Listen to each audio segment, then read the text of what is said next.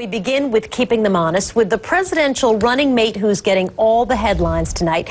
And it's not Paul Ryan. We're talking about Joe Biden, and so are lots of people. And now he's responding. We'll play what he said shortly. He's defending, and people are arguing about whether something that he said today amounts to ordinary campaign rhetoric or racially loaded language. Here's the vice president today in Danville, Virginia.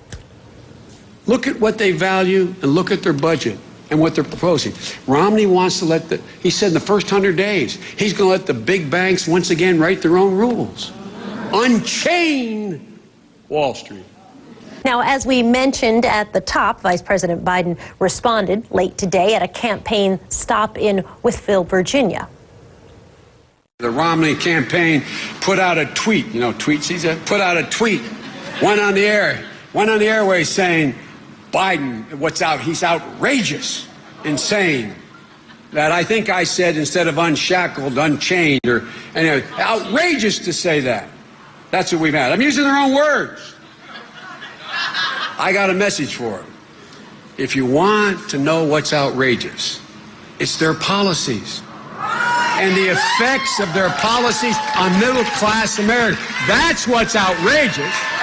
That was the Vice President Biden late today. And here's an Obama campaign spokesman earlier on the Situation Room. You understand, Jen, that the words, and the Vice President uttered these words, he says he's going to put you all back in chains. In chains. Those are very, very powerful, strong words. I don't know if he's ever said anything along those lines before. Do you think he wishes he had a do-over? Well, the Republicans in Congress and Mitt Romney himself often use the phrase unshackling, unshackling from Wall Street reforms, because they think it's not the right approach. We think it's the right approach. The vice president often talks about unshackling the middle class. She said Mr. Biden was using a metaphor, and keeping them honest, both sides do, talking about shackles or chains or slavery. Now, House Speaker John Boehner, a couple months ago, quoting Harry Truman, said Americans can choose freedom or slavery. He was talking about the economy, and so were all these lawmakers. We believe it can be stronger if you unshackle what holds us back. It's our task to unshackle job creators from regulations and mandates. To unshackle the private sector. That's why the Republicans have a plan to unshackle America. Unshackle businesses. We believe a renewed commitment to limited government will unshackle our economy.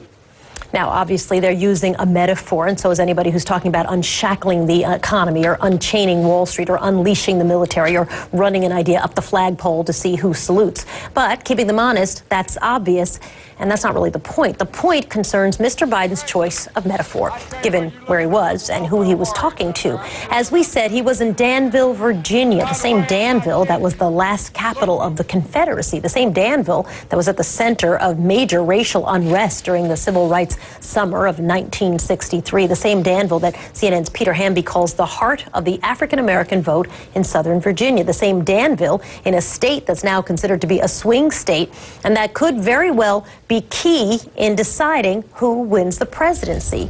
That means lots to talk about with our political analysts this evening, Roland Martin, and Republican strategist Ana Navarro with me. Nice to talk to both you. Roland, I'm going to start with you. When you think about the context, the vice president was not talking to a room full of white people in Iowa. He was talking to a heavily African-American audience in the South with a history I was just explaining. Doesn't that, you and I talk about racially coded language all the time.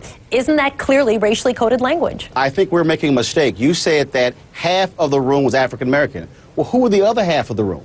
In the video that I saw, if you play that video back, I see more whites in that video behind Biden when he was talking than I saw African Americans. And so if the room was half black, what was he basically saying to all the white folks in the room? I'm not talking to y'all right now, I'm talking to the black folks. I think the key thing is, what is the context? When he used the whole notion of unshackle when it comes to Wall Street, I get that. Because what we've been talking about is how Wall Street had folks in subprime loans, how they were sitting here in terms of high interest rates. We use the phrase, don't be shackled or don't be a slave to debt.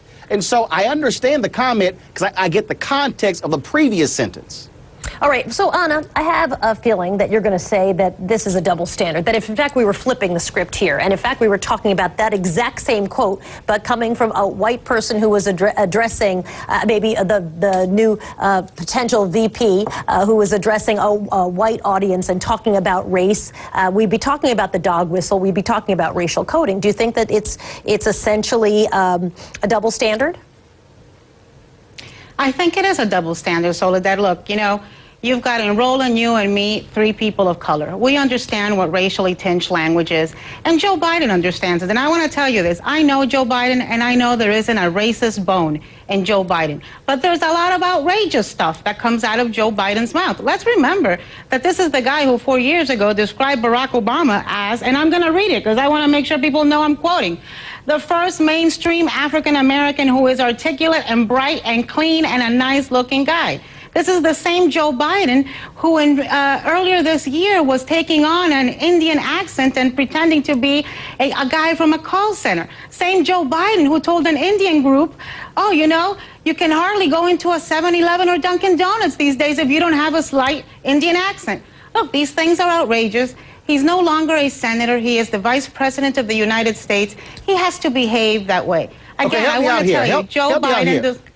Yeah. I'm confused here. So let's say Joe Biden didn't say chains, but he said wants to keep you in shackles. The previous comment dealt with unshackle. I think the point there is people get that. And so, look, we can sit here, and look, I understand coded language. I totally get it. But it's also based upon what did he say before he used that particular sentence. And when you talk about how we've dealt with Wall Street, when you talk about the fact that, look, Congressman Paul Ryan voted against the bill that would have said credit cards companies have to notify us 45 days in advance before they raise interest rates. And so I think we get that. We know what that means. Payday loans, how people are slaved to debt, how dealing with that. So I get it. So if he didn't say the first line, then I'm with you on the second line. But that's the setup to the second line. All right, but listen, Roland, let's also admit this.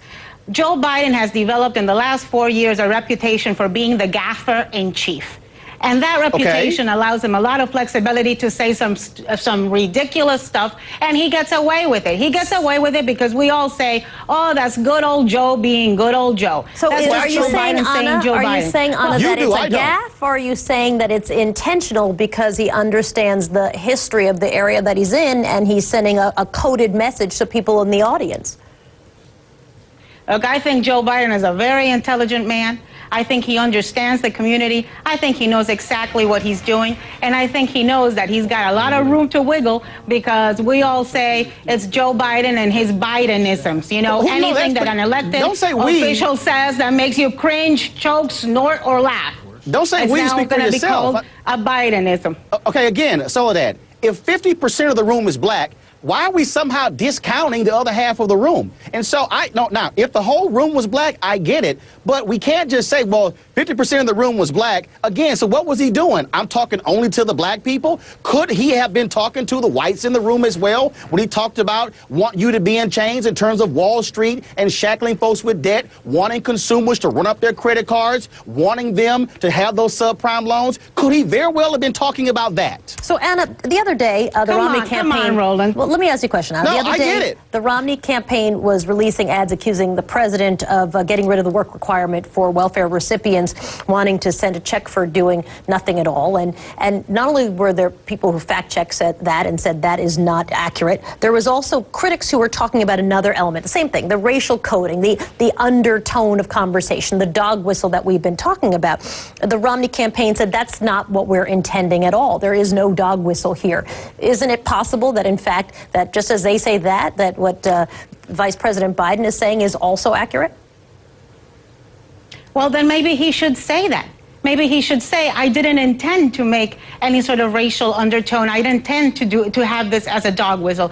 But we've seen time and again that the Obama campaign does not take these opportunities to distance themselves from what are mistakes. Last week, they didn't want to distance themselves from an ad where they were basically accusing Mitt Romney of having killed a woman from cancer. They didn't want to distance themselves from when their campaign deputy said, you know, that Mitt Romney might, you know, was a felon. I mean, it's time for them to show a little leadership, a little conviction, a little character. I think it's a missed opportunity. I think it's been the summer of doubling down. I think it's been just trying to throw everything into a pot like it's gumbo or something like that. That's what it's all about. Roland, it's absolutely a double standard.